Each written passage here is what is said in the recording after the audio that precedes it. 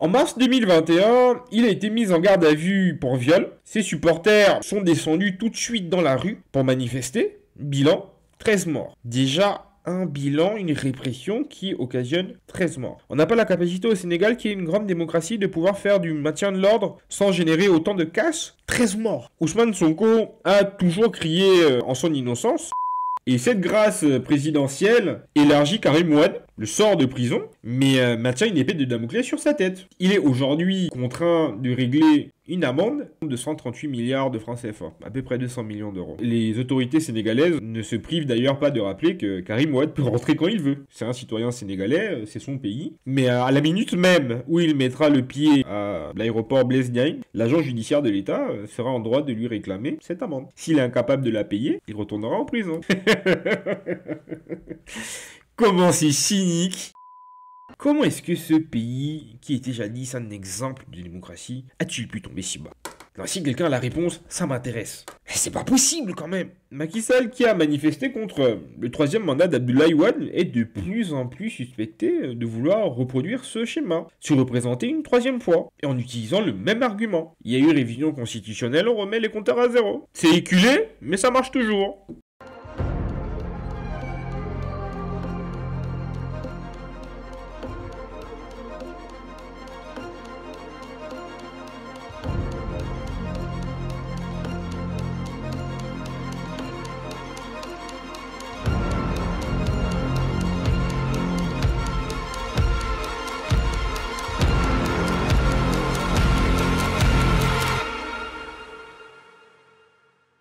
Aïe, c'est votre GSW. On va parler aujourd'hui de politique sénégalaise.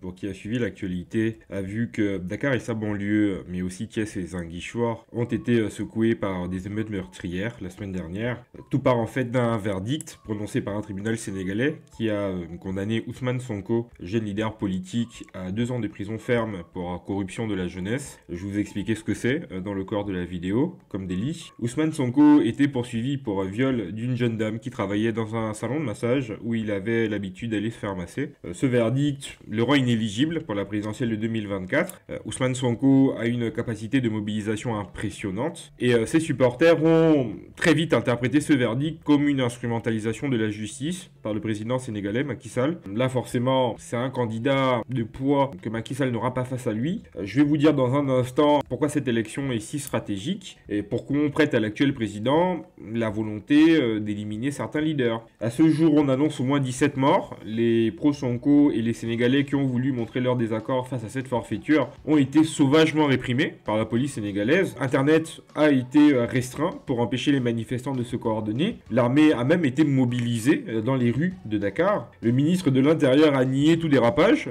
des forces de l'ordre. Human Rights Watch a appelé le gouvernement à la retenue, tellement ils sont inquiets. Comment on va procéder dans cette vidéo? Je vais déjà commencer par vous présenter Ousmane Sonko, son parcours, ses ambitions. Ensuite, on traitera le contexte politique au Sénégal et Macky Sall par la même occasion. Donc n'hésitez pas à me dire comme d'habitude ce que vous en pensez. Si mon travail et les contenus que je vous propose vous plaisent, faites-le moi savoir. Donc soit pouce en l'air, laissez-moi un commentaire. Mais ça me permettrait également d'avoir votre avis sur le sujet. Venez me suivre sur mes différents réseaux sociaux, SW Decrypt, donc Facebook, Instagram, Twitter. Partagez la vidéo massivement autour de vous. Et vu qu'elle va être assez dense, on va y aller dès à présent. Qui est Ousmane Sonko et pourquoi sa condamnation a-t-elle fait descendre les gens dans la rue? Ousmane Sonko est un diplômé de l'ENA sénégalaise, de l'École nationale d'administration. Et donc il est haut fonctionnaire, affecté au service des impôts. Il a fait irruption dans l'actualité en 2016. À l'époque, il a été radié de la fonction publique parce qu'il a dénoncé l'opacité de certains contrats publics et quelques privilèges de la classe politique. L'administration sénégalaise l'a radié pour manquement à son devoir de réserve. Tout de suite, il a paru pour être un espèce de Robin des Bois. Sa cote de popularité n'a depuis pas cessé de grimper. Beaucoup de Sénégalais l'ont pris en affection. Ils se sont identifiés en lui. Cette radiation a été le fait fondateur de sa carrière politique. Il a su surfer sur cette vague et depuis, il a connu une ascension fulgurante. Il est aujourd'hui considéré comme l'adversaire numéro 1 de Macky Sall. Pourtant, dans l'opposition, à l'heure actuelle, il y a des gros calibres qui sont là depuis un moment, mais Ousmane Sonko est passé devant très très vite. Suite à cette radiation, il a créé donc son parti politique, le PASTEF. Il est patriote africain du Sénégal pour le travail, l'éthique et la fraternité.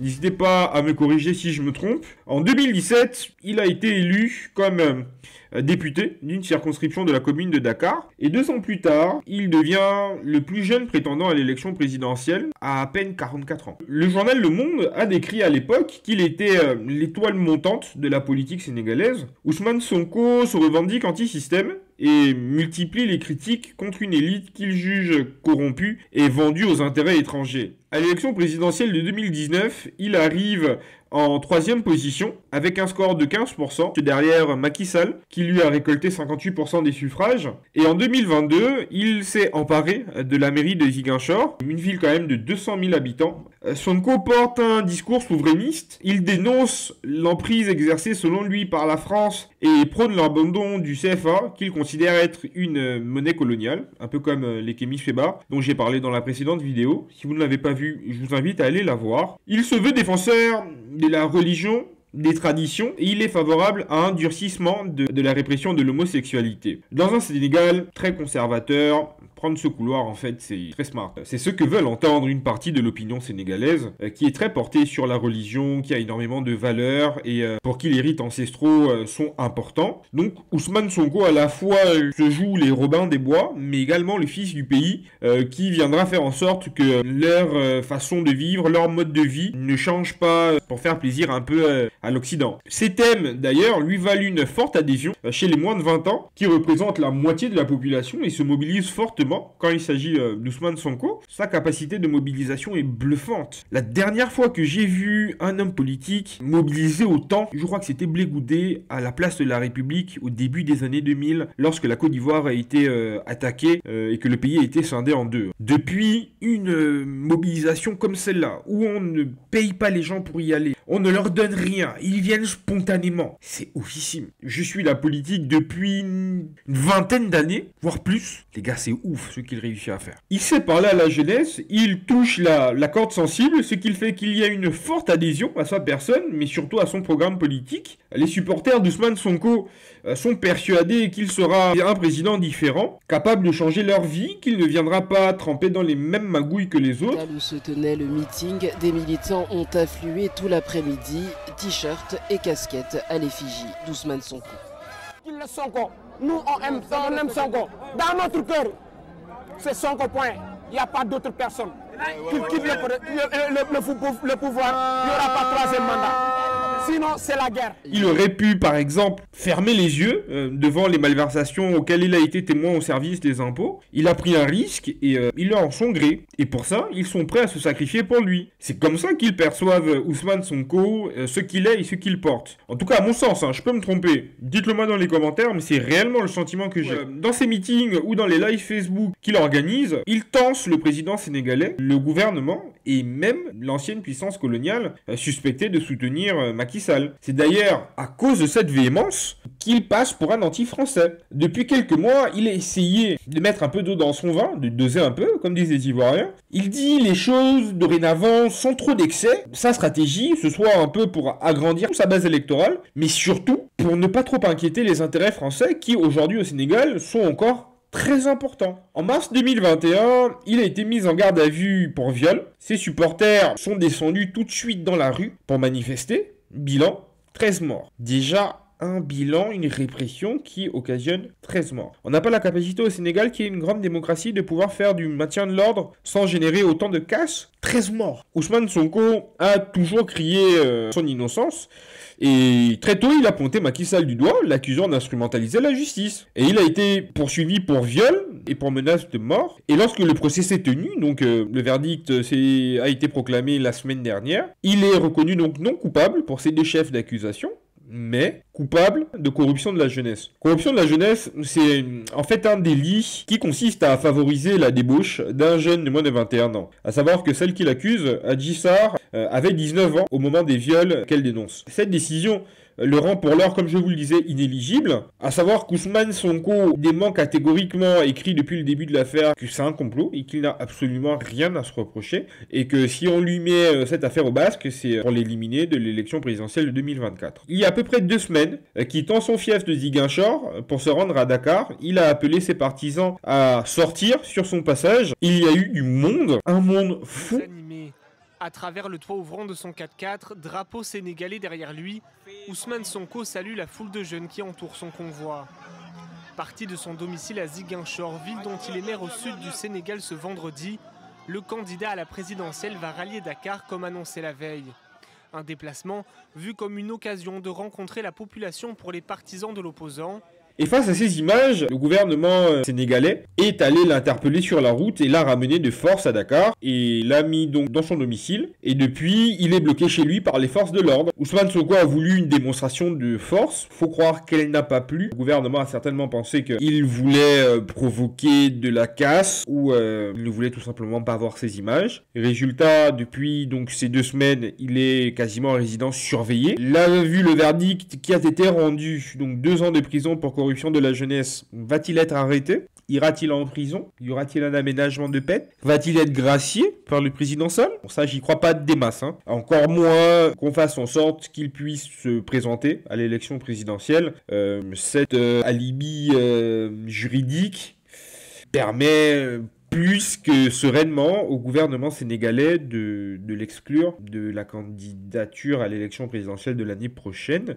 Et ça tombe hyper bien pour le président Macky Sall. Avant de parler de Macky Sall, on va déjà se poser la question, pourquoi est-ce que ce pays, le Sénégal, qui jadis a toujours été stable, a autant de violence politique? À savoir que contrairement à d'autres pays du continent africain, le Sénégal a toujours fait office de pays assez atypique. Son premier président, Léopold Sédar Senghor, avait plusieurs flèches à son arc. Homme d'État français, comme Félix Houphouët-Boigny, le président ivoirien, ils ont été ministres français. Avant d'être homme d'État sénégalais, il était poète et écrivain. Il a été le premier Africain à siéger à l'Académie française. Il occupa le poste de président du Sénégal des indépendances, donc de 1960 à décembre 1980, si je ne me trompe pas, où il décida de démissionner avant le terme de son 5e mandat, et l'intérim sera assuré jusqu'à la fin du mandat par son jeune Premier ministre, Abdou Diouf. Senghor a réinstauré le multipartisme au Sénégal en 1976, 14 ans avant la plupart des autres pays africains. Tout ça, c'était pas très courant à l'époque. Faire une passation de pouvoir, partir alors qu'on ne t'avait absolument pas demandé de t'en aller. Tous les autres présidents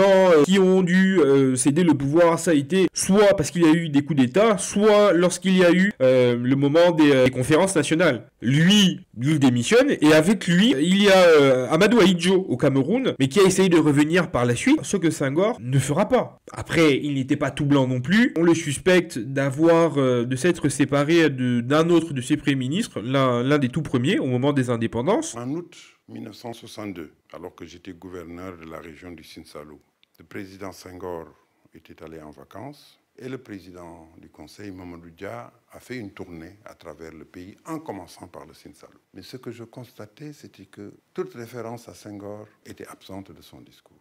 J'entends jamais une référence au président de la République à Senghor. Je lui ai posé franchement la question, qu'est-ce qui se passait entre Senghor et lui? Et il m'a répondu, il y a des gens qui veulent briser cette amitié de 17 ans, mais ils n'y arriveront pas. Rassure-toi. Et je suis parti rassuré. Ça n'a pas empêché les événements du 17 décembre de se produire. Un matin, je crois que c'était le 13 décembre, je vais voir Senghor. Il me dit, voilà, il y a des députés qui sont en train de réunir des signatures sous le manteau pour déposer une motion de censure contre Mamadou Dia. Je ne suis pas d'accord avec ces députés du tout. La politique que Mamadou Dia mène, c'est notre politique. Quand Senghor m'a dit ça, j'ai eu mes doutes. Je me suis dit, mais il suffit que Senghor dise à ces gens dont il dit qu'ils sont en train de réunir des signatures sous le manteau, il suffit qu'il leur dise arrêtez pour qu'ils arrêtent. Le complot s'est mis en place avec le dépôt de la motion de censure. Il s'agissait absolument pas de pousser Mamadou Dia à un acte d'illégalité constitutionnelle. Et à ce moment-là, effectivement, il est en porte-à-faux et en conflit. Et donc, il devient vulnérable à la répression. Absolument illégal que Senghor a entériné comme président de la République, gardien de la Constitution. C'est en violation de la Constitution qu'il a entériné cette réunion-là. Donc il n'était pas blanc-bleu. C'est contradicteur, le suspect grandement aussi d'être un peu un nègre de maison, comme l'un des youtubeurs que j'affectionne beaucoup, Juste Milieu. Ici, on est quand même là pour doser. Je ne suis pas là pour vous dépeindre un tableau de manière manichéenne. On donne les positifs comme les négatifs. Donc Senghor part et laisse Abdou Diouf gouverner. Le premier fait atypique, Abdou Diouf restera président jusqu'à avril 2000, où il a été battu par Abdoulaye Wade, opposant historique. Deuxième fait atypique, un président qui perd les élections et qui fait une passation à qui? À son opposant farouche. Il aurait pu craindre une chasse aux sorcières, il aurait pu craindre de se retrouver en exil, mais non, on a perdu les élections. Je suis le fils spirituel de Léopold Sédar Senghor, c'est pas grave. Je m'en vais. Et pour ça, son grand ami Jacques Chirac l'a fait nommer secrétaire général de l'OIF. Il a même gagné au change. Je ne comprends pas ces présidents de la République qui aiment s'accrocher au pouvoir. Il y a une vie après le pouvoir. Quand vous voyez ce qui se passe par exemple au Gabon, où des élections sont prévues le 2 septembre 2023, une semaine hors délai constitutionnel, le président a eu un AVC mais il s'accroche au pouvoir. C'est pas le sujet de la vidéo, mais c'est vraiment pour vous mettre en lumière et en contraste les différences qu'il y a et pourquoi est-ce que je suis autant dithyrambique sur ce qui s'est passé au Sénégal. Et c'est vraiment, je le répète, du jamais vu en Afrique francophone où les présidents ont plutôt l'habitude de s'accrocher au pouvoir, si ce n'est d'y mourir. Ce fait a ancré le Sénégal dans la voie d'un pays démocratique. Abdoulaye Wade, qui à la fin de son second mandat a essayé de tordre la Constitution, prétextant que les compteurs avaient été remis à zéro parce qu'il a fait une révision constitutionnelle et qu'il avait donc, du fait de cette révision constitutionnelle, la possibilité de se présenter à un troisième mandat. C'est le même argument que Alassane Ouattara a utilisé pour faire son troisième mandat là en 2020. Cette volonté d'Abdoulaye Wade a créé énormément de tensions. Macky Sall, qui était pourtant son fils spirituel, avec qui il a fini par rompre, parce que Abdoulaye Wade avait très peu goûté le fait que Macky Sall, le président de l'Assemblée nationale à l'époque, ait voulu convoquer son fils Karim. Karim Wade, à cette époque, était ministre d'État, ministre de la coopération des infrastructures et des transports, et il cumulait tous ses postes à seulement 40 ans. C'était des immenses pouvoirs, surtout que à cette période, il y avait un sommet du monde arabe qui devait être organisé à Dakar, et les pays des Émirats ont investi des sommes faramineuses au Sénégal, et donc la représentation sénégalaise voulait entendre Karim Wade pour qu'il rende des comptes sur sa gestion de ses différents ministères, et son père ne l'a pas accepté, et il a pris Macky Sall en grippe, et donc ça a été la scission entre ces deux partenaires. Ce Macky Sall donc, devenu opposant, a pris position contre Wade et son troisième mandat. Abdoulaye Wade perdit les élections présidentielles au second tour face à Macky Sall, et il n'essaya pas de s'imposer, et il a reconnu lui également sa défaite. Troisième fait atypique. Vous voyez pourquoi est-ce qu'on dit le Sénégal est un phare dans l'obscurité en Afrique francophone. C'est l'un des seuls pays démocratiques que nous avions. Avec lui, il y avait également le Bénin. Mais Patrice Talon est en train de faire vivre à ce pays, hormis son côté bâtisseur, au niveau infrastructure, il n'y a rien à redire, comme Macky Sall d'ailleurs, on en parlera tout à l'heure, mais il y a des reculs de liberté sans nom. Des emprisonnements d'adversaires politiques poussent à l'exil des gens dont on a peur, et Macky Sall, comme Patrice Talon, sont en train de mettre en place le même ingrédient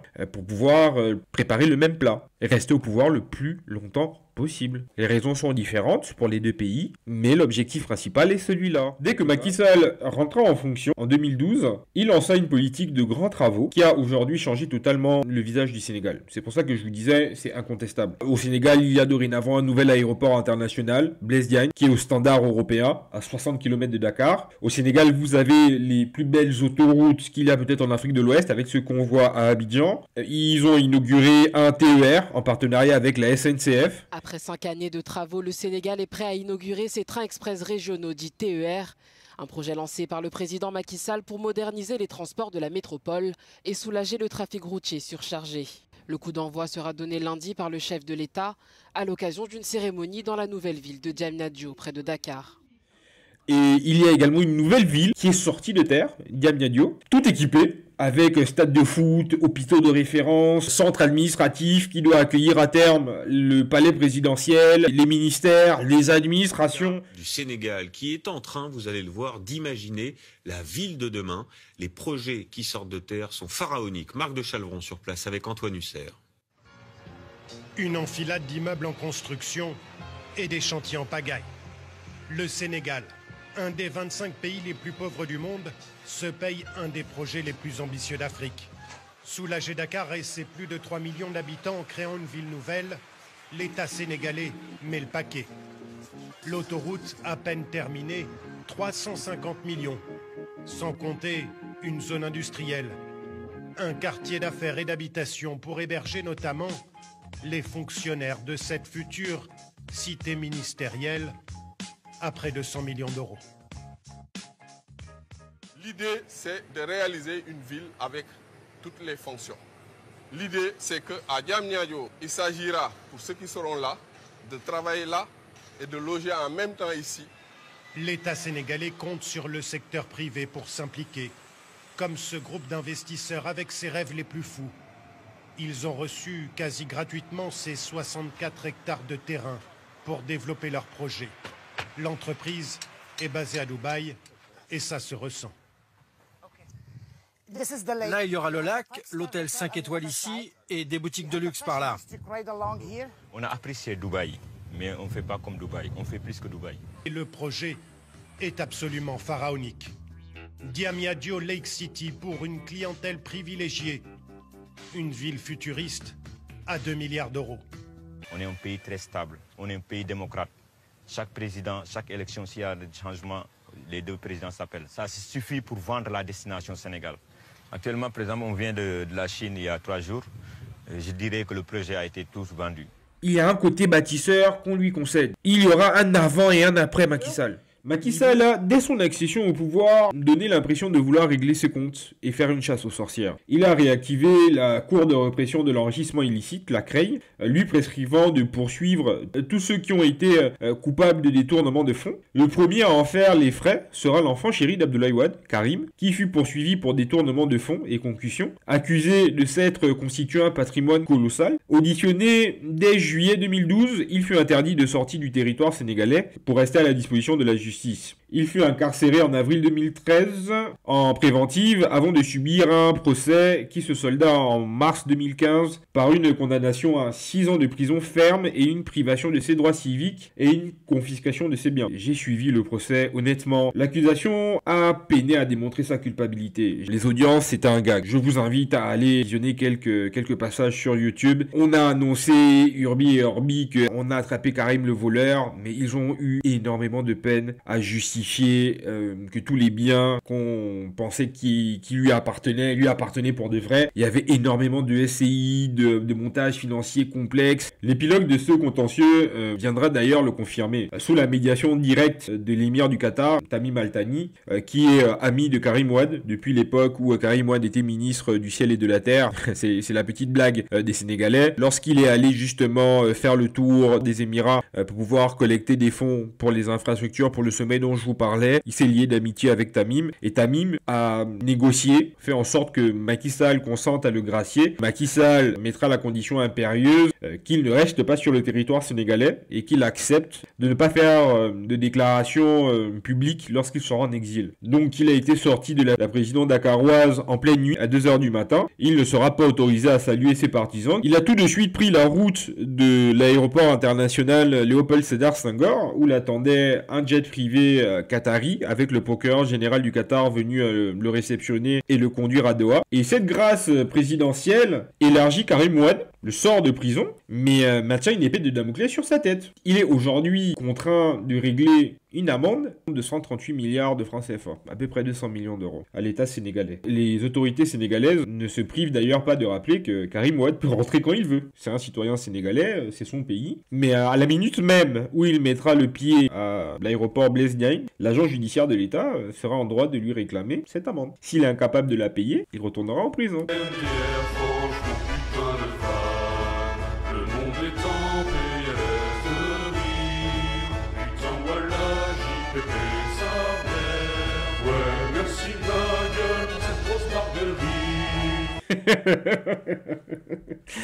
Comment c'est cynique. Tu veux être président, tu repasseras par la prison. Sinon, tu te débrouilles à trouver les 200 millions d'euros, tu les payes à l'État sénégalais. Il faut peut-être subodorer qu'une partie de cet argent ira dans les poches de Macky Sall. Donc il est gagnant à tous les coups. Vu que tu ne peux pas les réunir, tu viendras pas, donc tu ne pourras pas battre campagne, tu ne pourras pas être élu président. Ou si tu les as, 200 millions, Viens m'enrichir, frérot. J'attends ça. Avec impatience. Depuis juin 2016, Karim Ouad vit toujours au Qatar. Il est à chaque échéance présidentielle annoncé comme étant le candidat du PDF, le parti de son père, le Parti démocratique du Sénégal. Mais il n'a jamais pu rentrer au Sénégal, battre campagne. Donc depuis 7 ans, il vit en exil. Dans un exil doré, mais un exil tout de même. Et j'ai même l'impression qu'il ne peut pas sortir du Qatar. Donc c'est une prison à ciel ouvert. Après Karim Ouad, ce sera le tour de Khalifa Sall, autre loup aux dents longues, qui fut inquiété par la justice sénégalaise. Khalifa Sall est un socialiste. Il fut ministre sous Abdou Diouf. Il a fait irruption sur la scène médiatique sénégalaise lorsqu'il a remporté la mairie de Dakar en 2009. Et cette mairie devait normalement lui servir de tremplin pour la présidence. Mais malheureusement, les ennuis judiciaires n'auront pas attendu la fin de son second mandat. Il a été rattrapé par la justice en mars 2017 et placé sous mandat de dépôt. Lui et 5 de ses collaborateurs, accusés d'avoir utilisé sans justification à peu près 2 milliards de francs CFA, donc 3 millions d'euros, des caisses de la mairie. C'est donc depuis sa cellule, il a réussi à se présenter à l'élection législative du juillet 2017, qu'il a fini par remporter haut la main dans la circonscription de Dakar sans même battre campagne. Il n'aura même pas eu le temps de savourer sa victoire que l'Assemblée nationale vote en novembre 2017 la levée de son immunité parlementaire. Khalifa Sall est condamné en août 2018 par la cour d'appel de Dakar à 5 ans d'emprisonnement pour faux en écriture et en escroquerie. Macky Sall le révoque de ses fonctions à l'hôtel de ville avant de lui accorder une grâce un an plus tard. Et depuis sa sortie de prison, Khalifa Sall se tient éloigné de la vie politique. Faut croire qu'avec toutes les pots de banane judiciaires qu'il y a, c'est glissant. Le pauvre monsieur préférait prendre du recul et avoir une vie plus rangée. Un autre édile de Dakar a été également dans les mailles de la justice sénégalaise, Barthélémy Dias, accusé d'avoir appelé à une manifestation en 2011, si je ne dis pas de bêtises, qui a conduit à la mort d'un manifestant, tué par balle, lors des heures qui ont éclaté lors de cette manifestation. Dias a toujours nié avoir quoi que ce soit à voir dans cette affaire. Après de longues années de statu quo, l'affaire a été relancée dans le courant de l'année 2021, et devinez juste après quoi? Juste après qu'il se soit déclaré candidat à l'élection présidentielle de 2024. Ses partisans, forcément, y ont vu une tentative de pouvoir de l'éliminer du jeu politique. Il a été incarcéré pendant 6 mois. Il a été libéré en attendant son procès. Et son procès se solda par un verdict de 2 ans de prison avec sursis, dont 6 mois ferme. Vous connaissez beaucoup, vous, une justice qui condamne quelqu'un pour meurtre à 6 mois de prison et 2 ans avec sursis? Si c'est pas une machination politique, qu'est-ce que c'est? 6 mois de prison pour avoir tué quelqu'un? C'est que la personne a ressuscité, hein. Mais oui, c'est clair. Excusez-moi. Enfin, c'est un peu gros. Vous voyez donc pourquoi Ousmane Sonko et ses partisans crient eux aussi à l'instrumentalisation de la justice. Surtout à 1 an d'une élection présidentielle de tous les dangers. Sans même parler de la violence policière dont il a été plusieurs fois victime. Contraint administrativement de ne pas quitter son domicile, les policiers sont allés jusqu'à casser les vitres de sa voiture, ses enfants à bord, alors qu'il était en train de les conduire à l'école. Non, je n'ouvrirai pas le véhicule, commissaire. Avec tout ce que vous avez comme dispositif, vous pouvez escorter mon véhicule jusqu'à chez moi. Je ne sortirai pas de mon véhicule pour entrer dans un autre véhicule. Sauf si je suis en état d'arrestation. Voilà.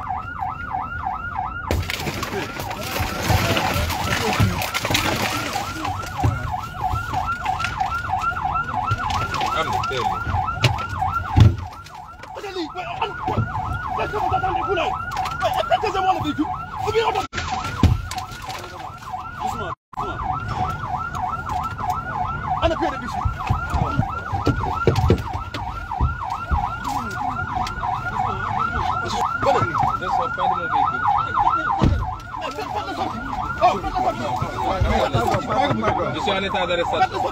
Hein? Non. Est-ce que des forces ont le droit d'extraire quelqu'un de son véhicule? Hein? Non, je pose la question avant. Venez. Monsieur, arrêtez de faire du sens. Non, c'est pas du sens. Comment est-ce que ce pays, qui était jadis un exemple de démocratie, a-t-il pu tomber si bas? Alors, si quelqu'un a la réponse, ça m'intéresse. Mais c'est pas possible quand même. Macky Sall, qui a manifesté contre le troisième mandat d'Abdoulaye Wade, est de plus en plus suspecté de vouloir reproduire ce schéma, se représenter une troisième fois, et en utilisant le même argument. Il y a eu révision constitutionnelle, on remet les compteurs à zéro. C'est éculé, mais ça marche toujours. En témoignent les réponses évasives. À chaque fois qu'on lui pose la question, que ce soit en interview comme en privé, l'administration Biden a missionné Barack Obama pour le sonder et lui exposer les risques d'un troisième mandat. Le bon monsieur est resté évasif comme à son habitude, évoquant un contexte sous-régional délicat. Vous savez, il y a une explosion de la menace terroriste, et en plus de ça, tout autour de nous, il y a des juntes militaires. Il faudrait quand même un peu de stabilité. Un peu de stabilité, c'est aussi une élection présidentielle qui se tient le plus calmement possible avec une passation de service. Non mais MDR, à qui on veut la faire? Et en témoignent également les études commandées par la présidence sénégalaise à un constitutionnaliste français. Études qui concluent, aux surprises, à une licité d'un troisième mandat de Macky Sall. Comme c'est surprenant. Là, mais franchement, arrêtez d'insulter notre intelligence, je sais pas. D'autant plus que l'article 27 de la Constitution sénégalaise est clair. Nul ne peut faire 2 mandats consécutifs. Il n'y a même pas de débat à avoir. Et si on prête cette intention au président sénégalais, hormis l'argument de la longévité au pouvoir, c'est surtout parce que Macky Sall sait qu'à la minute où il sortira du palais présidentiel, ce qu'il a fait aux autres lui arrivera aussi. C'est pour ça qu'il a peur. Sa gestion va être minutieusement analysée, sans parler de sa propension à gouverner en famille. Il a nommé, par exemple, son frère, Aliou, à la direction de la Caisse des dépôts et des consignations, poste qu'il a dû quitter après un scandale de corruption révélé par la BBC qu'il accusait d'avoir touché un pot de vin de plus de 250 000 € de la part d'une firme pétrolière. La famille de sa femme est également décriée. Et ça provoque des situations cocasses et des intrigues politiques d'un autre temps. Non mais c'est fou, hein. Petit exemple, son ancienne première ministre, Mimi Touré, alliée de la première heure. Elle est passée par la primature. Ensuite, le Conseil économique, social et environnemental. Macky Sall l'a choisi pour être tête de liste à l'élection législative de 2021, lui prescrivant de tout faire pour avoir une majorité. C'était vraiment un challenge parce que pour cette élection, l'opposition était menaçante, sans compter qu'elle était unie. Et le challenge n'était pas évident du tout. À la clé, si elle réussissait à lui constituer une majorité, elle serait présidente de l'Assemblée nationale. Elle a donc sillonné tout le Sénégal pour soutenir les candidats du parti présidentiel. À l'arrivée, la victoire a été étriquée, mais ils ont tout de même eu une majorité. Ils ont eu 51 députés, donc un député en plus. C'est juste, mais si on veut jouer sur les mots, tu m'as dit, je t'amène une majorité, en contrepartie, j'ai la présidence de l'Assemblée nationale. Macky Sall s'est dédié. Le jour du vote du président de l'Assemblée nationale sénégalaise, l'ordre est venu du palais de voter pour son beau-frère. Un illustre inconnu. Inconnu au bataillon. Je ne sais pas qui il est. Amadou Mabiop. Mimi Touré refusera d'avaler cette couleuvre. C'en était trop. Il y a ça, vous rajoutez le fait qu'elle le suspectait de plus en plus de faire un troisième mandat. C'est une dame de valeur, la parole est importante, le Sénégal est un grand pays. Malgré le succès que tu as eu dans les infrastructures, tu ne viendras pas être le fossoyeur de la démocratie sénégalaise. Et Mimi Touré a pris ses clics et ses claques, elle a rejoint les non-inscrits à l'Assemblée nationale. Lui faisons perdre la courte avance qu'il avait. Quelques semaines plus tard, elle déclara qu'elle sera candidate à l'élection présidentielle de 2024. Et qu'est-ce qui se produit? Un rapport de l'inspection générale des finances qui fuite et qui accuse Mimi Touré d'avoir pioché dans la caisse pour 2 millions d'euros. Et la menace est de la poursuivre en justice. Il a fait le coup à Khalifa Sall. Il a fait le coup à Barthélémy Dias. Il a fait le coup là à Ousmane Sonko. La dernière en date, c'est Mimi Touré. Au moins, on peut reconnaître à Macky Sall d'être constant. Il n'y a pas de préféré. Quiconque sera sur mon chemin mourra face à lui. Et je ne reculerai devant rien. Et vous voyez, ce comportement, cette propension à user de l'arme judiciaire contre ses concurrents, fait que Macky Sall sait pertinemment qu'elle pourra se retourner contre lui. Et comme il n'a pas eu de limite dans le dévoiement des institutions, beaucoup de ses compatriotes le voient comme le fossoyeur de la démocratie. Personne ne viendra le plaindre. Personne. S'il sort par la grande porte, ils seront peut-être magnanimes, mais s'il y a un troisième mandat et qu'il perd les élections, c'est qu'il a fait Abdoulaye Wade, ça lui arrivera également. Et on ne parle même pas de la répression des manifestants. Parce que Ousmane Sonko, 13 morts, la toute première manifestation, celle qui s'est produite en fin de semaine dernière, 17 morts. À chaque fois qu'il y a des manifestations au Sénégal, la police sévit d'une férocité sans faille. Donc vous mettez ça en plus avec le fait qu'ils ont restreint Internet, donc les libertés de tous les Sénégalais, c'est quand la fin? On continue de creuser, on va toujours plus profond. Tout ceci donne même l'impression que, en faisant en sorte qu'Ousmane Sonko soit inéligible, il veut prendre l'assurance qu'Abdoulaye Wade n'a pas prise au moment de l'élection présidentielle de 2012. Abdoulaye Wade aurait dû peut-être l'écarter de la présidentielle pour qu'il ne gagne pas, ne voulant pas se retrouver dans ce même cas de figure. Si jamais il venait à se présenter une troisième fois, au moins je fais place nette. Tous les candidats un peu trop dangereux là, on ne veut pas vous voir. Et quand vous voyez la capacité de mobilisation d'Ousmane Sonko, le fait qu'il soit aujourd'hui autant vu comme celui qui fait peur au pouvoir, s'il n'est pas à la présidentielle de 2024, il y aura qui? Idrissa Seck, Karim Wade en exil, il y aura Barthélémy Dias peut-être, mais il n'est pas aussi charismatique ou aussi populaire qu'Ousmane Sonko. Et donc, Macky Sall peut clairement être élu dans une incompréhension, d'autant plus que son bilan n'est pas dégueulasse. Et beaucoup de Sénégalais s'abstiendront, sa base se mobilisera et ça suffira pour qu'il soit élu. On prend les paris, si ça se produit, et si vraiment Ousmane Sonko est inéligible, s'il se présente à l'élection présidentielle 2024, à part peut-être grosse surprise, ou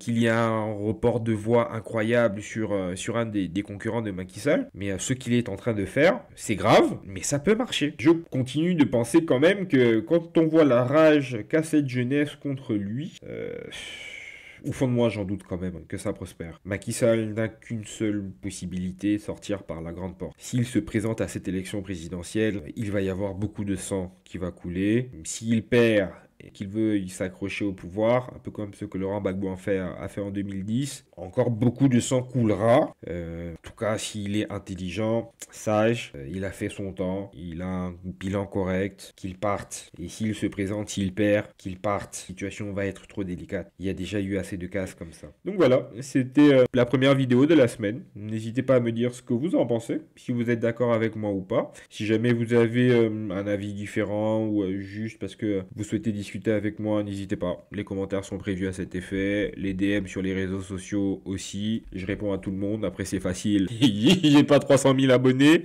Mais bon, c'est à taille humaine. C'est à la bonne franquette. N'hésitez pas. Ce sera avec grand plaisir que j'échangerai avec vous. Et je vous sortirai une prochaine vidéo en fin de semaine, comme à l'accoutumée. Je vous souhaite donc une excellente soirée ou une très bonne journée en fonction de quand vous voyez cet épisode. C'était votre GSW. Peace out.